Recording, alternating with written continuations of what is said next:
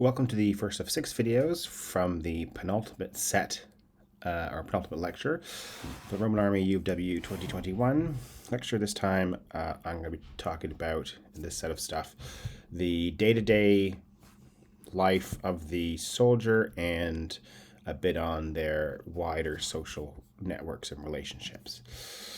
Okay, so start off with the day-to-day.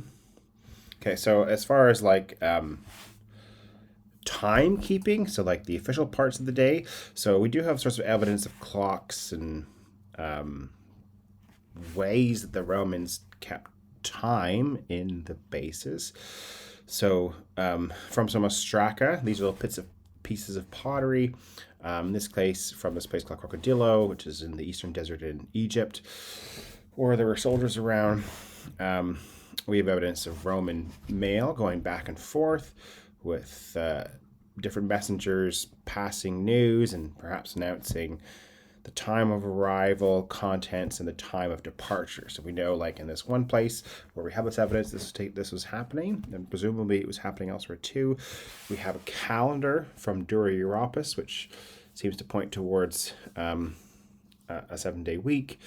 We also have things like night watches, okay, duties associated with times of day, and possibly even officials assigned with these particular tasks, like the clock of the first Flavian cohort, which we find in an inscription. Okay, so there are attempts to keep track of time in Roman forts. Now, soldiers were kept busy. There's this wider perception that idleness was bad.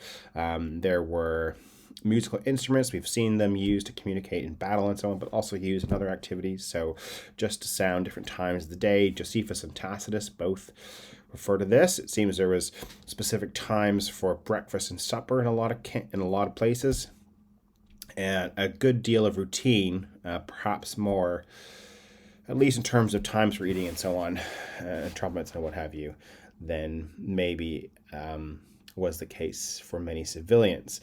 Amongst the many activities they might be involved in, there's training. Obviously, we've talked about training. Training is a big part of their day.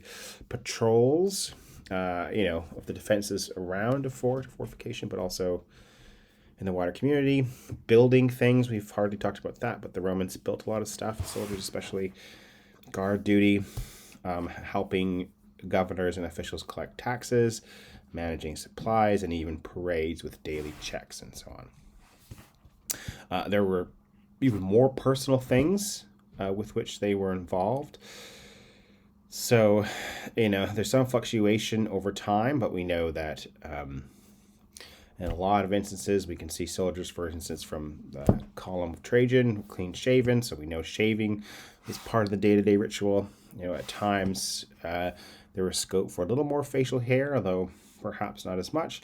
And we find things like razors associated with the military. Here's the handle of one from the UK, and would have involved boiling water, wood, charcoal, and so on. Obviously, I mentioned training. Okay, is a good part of the time was involved with training from, in this case, what to do with cavalry. We know because of the degree to which soldiers were involved in training and all the physical activity with which they are involved, that they tend to be associated with sweat. So, they're physically active, sweaty guys. It's something that comes to be associated with them. But they also had regular access to baths. So there are baths associated and included in Roman military bases. We have lots of these. Not everywhere, but a lot of them do. And some auxiliary bases, some legionary bases, some smelly, some not. So that they would spend a lot of time bathing as well. So it might be sweaty, but they spend a lot of time bathing. And then, of course, they'd also spend a lot of time eating. So a lot of meat would be produced locally. This picture I have here, this is from in and around Elysium, which is in Jordan. So a late antique, late Roman military base, or the Aemilianus time frame. And there you see mostly a few goats and lots of sheep. So depending on where they lived, the meat they consumed would vary. More cattle in Germany in the north, and more sheep and goats maybe in the south and in the east. Wheat and grain, a big part of the diet. Some of it imported, some of it grown around the region. But there are a lot of other plants and produce produced in and around forts too. So a fair bit of local consumption and production. Some of this the soldiers might have been involved in, and we've touched on this a little bit. Some of it the others who lived at the bases might have been involved with. So possibly partners, as well as the sordid slaves and so on, associated with military life. Okay, so that's some of the day-to-day stuff with soldiers. The next videos will move on to relationships.